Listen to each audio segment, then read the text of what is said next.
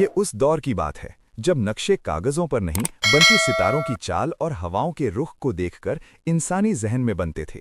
रेगिस्तान के अंतहीन समंदर के बीच अल नूर नाम का एक छोटा सा कस्बा आबाद था। यहाँ की मिट्टी कभी सोना उगलती थी, लेकिन अब वहाँ सिर्फ धूल और गर्म हवाओं का राज था। इस कस्बे के एक कोने में जैद अपनी छोटी सी दुनिया में खुश था। जैद का चेहरा सूरज की रोशनी में तपकर कुंदन जैसा हो गया था। उसकी आंखों में एक अजीब सी चमक थी, जैसे वो उन चीजों को देख सकता हो जिन्हें आम इंसान नहीं देख पाते। जैद अपने बूढ़े दादा शेख उस्मान के साथ रहता था। शेख उस्मान कभी उस दौर के मशहूर हकीम और आलिम यानी विद्वान हुआ करते थे, लेकिन अब वक्त की मार ने उन्हें बिस्तर से लगा दिया था। एक दोपहर जब लू के थपेड़े घरों के दरवाजों को पीट रहे थे, शेख उस्मान ने खांसते हुए जैद को पुकारा, जैद, मेरे करीब आओ बेटा। जैद ने अपने दादा के सूखे होंठों पर पानी का एक कतरा रखा। शेख उस्मान बोले, ये सूखा इत्तिफाक नहीं है, ये हमारे आमाल और हमारे हाकिम के लालच का नतीजा है। लेकिन खुदा की रहमत कभी खत्म नहीं होती। जैद, क्या तुम्हें याद है मैंने तुम्हें नीली गुफा की कहानियां सुनाई थीं? जैद ने सिर हिलाया। जी दादाजान, वो गुफा जिसे लोग सिर्फ एक वहम समझते हैं। शेख उस्मान ने अपने तकिए के नीचे से रेशमी कपड़े में लिपटा हुआ एक पीतल का छल्ला निकाला। ये वहम नहीं है, ये हकीकत है। ये छल्ला उस गुफा के द्वार की कुंजी है। वहाँ किताबे शिफा रखी है, जिसमें दुनिया की हर बीमारी का इलाज और हर सूखे का हल छुपा है। लेकिन याद रखना, वो किताब कागज और स्याही की नहीं बल्कि नूर की बनी है। उसे वही हाथ छू सकते हैं जो गुनाहों से पाक हों। जैद आगे बढ़ा। अब वो खामोश रेत के मैदान में था। यहाँ की हवाएं बात करती थीं। जैसे ही रात हुई, उसे पीछे से आवाजें आने लगीं। जैद, रुको, मैं तुम्हारी माँ हूँ। देखो मैं कितनी बीमार हूँ, क्या तुम मुझे छोड़कर चले जाओगे? जैद, मैं तुम्हारा दोस्त हूँ। देखो मुझे यहाँ सोना मिला है, वापस आ जाओ, हम अमीर बन जाएंगे। जैद का दिल कांप उठा। आवाजें इतनी असली थीं कि वो मुड़ने ही वाला था, तभी उसके हाथ में मौजूद मिट्टी का दिया जल उठा। उसकी रोशनी में जैद ने देखा कि वे आवाजें इंसानों की नहीं बल्कि काली परछाइयों की थीं, जो मुसाफिरों को रास्ता भटकाकर उनका मांस खाती थीं। जैद ने अपनी नजरें नीची कीं और जिक्र इलाही करते हुए तेज कदमों से आगे निकल गया। सफर के 7वें दिन जैद एक विशाल मैदान में पहुंचा, जहां 3 विशाल दरवाजे बने थे। हर दरवाजे के ऊपर एक सोने की पट्टी पर कुछ लिखा था। पहला दरवाजा सुल्तानी, इस पर लिखा था सत्ता और शक्ति का मार्ग। इसके अंदर से सोने के सिक्कों की खनक और संगीत की आवाजें आ रही थीं। दूसरा दरवाजा शहवत, इस पर लिखा था सुख और विलासिता का मार्ग। इसके अंदर से फूलों की खुशबू और पकवानों की महक आ रही थी।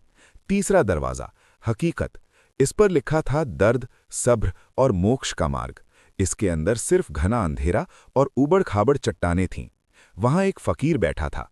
उसने जैद से पूछा, बेटा, तुम जवान हो, पहले 2 दरवाजे तुम्हें वो सब देंगे जो दुनिया चाहती है, तीसरे में सिर्फ मुश्किल है, क्या चुनोगे? जैद ने मुस्कुराकर कहा, बाबा, जो आसानी से मिले वो खजाना कैसा, मुझे वो चाहिए जो मेरे रब ने मेरे लिए चुना है। जैद जैसे ही तीसरे दरवाजे में दाखिल हुआ, उसके पैरों के नीचे मखमल बिछ गया। वो अंधेरा असल में एक ठंडी छांव थी। ये सबक था कि जो अल्लाह के लिए मुश्किल चुनता है, अल्लाह उसके लिए आसानी पैदा कर देता है। अंततः जैद सफेद वादी की सरहद पर पहुंचा। सामने एक पहाड़ था जो बिल्कुल नीले रंग का था। यही वो नीली गुफा थी। गुफा के प्रवेश द्वार पर एक विशाल अजदहा यानी अजगर कुंडली मारकर बैठा था। उसकी सांसों से आग निकल रही थी। जैद डरा नहीं। उसने अपने दादा का दिया हुआ पीतल का छल्ला अपनी उंगली में पहना और अजदहे के सामने खड़ा हो गया। उसने कहा, मैं यहाँ अपनी भूख मिटाने नहीं बल्कि मानवता की भूख मिटाने आया हूँ। अगर मेरा ईमान सच्चा है तो तू मेरा रास्ता नहीं रोक सकता। अचानक अजदहा धूल में बदल गया।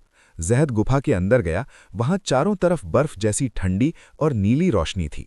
बीच में एक चबूतरा था जहां वो किताबें शिफा रखी थी। जैसे ही जैद ने किताब को छूना चाहा, उसे एक और आवाज सुनाई दी, रुको, इस किताब को उठाने से पहले तुम्हें अपनी सबसे कीमती चीज कुर्बान करनी होगी। जैद सोच में पड़ गया। उसके पास क्या था? सिर्फ उसकी लाठी, उसका छल्ला और उसकी यादें। उसने कहा, मेरे पास मेरी जान के सिवा कुछ नहीं। अगर मेरे मरने से मेरे कस्बे को पानी और शिफा मिलती है तो मेरी जान ले ली जाए। अचानक एक नूरानी रोशनी चमकी और गुफा की दीवारें फटने लगीं। एक बुजुर्ग रूह प्रकट हुई। जैद, तुमने कुर्बानी दे दी। तुमने अपनी अना और अपनी हस्ती की कुर्बानी दे दी। तुम इस किताब के हकदार हो। जैद जब कस्बे में लौटा तो वो अब वो पुराना चरवाहा नहीं था। उसके चेहरे पर एक जलाल यानी तेज था। उसने देखा कि हाकिम मंसूर के सिपाही उसके दादा को सूली पर चढ़ाने की तैयारी कर रहे थे। ठहरो!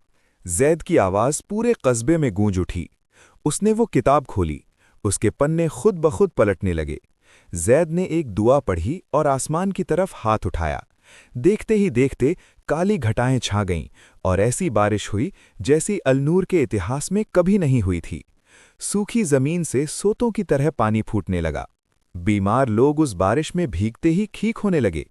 शेख उस्मान की आंखों की रोशनी वापस आ गई और वो बिस्तर से उठ खड़े हुए। हाकिम मंसूर खौफ के मारे महल छोड़कर भाग गया। कस्बे के लोगों ने जैद को अपना नया रहनुमा चुन लिया। जैद ने उस किताब के इल्म से एक बहुत बड़ा दवाखाना और मदरसा बनवाया। उसने उस सफ़र में मिली लड़की जोया से निकाह किया, जो असल में उस फ़कीर की बेटी थी जिसने रास्ते में उसकी परीक्षा ली थी। अल-नूर अब सिर्फ एक कस्बा नहीं बल्कि इल्म और शिफा का सबसे बड़ा केंद्र बन गया। जैद ने अपनी आखिरी सांस तक लोगों की सेवा की।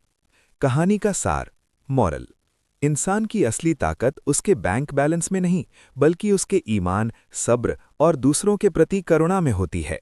जो अल्लाह के रास्ते में अपना सब कुछ लगाने को तैयार होता है, अल्लाह पूरी कायनात को उसके कदमों में डाल देता है।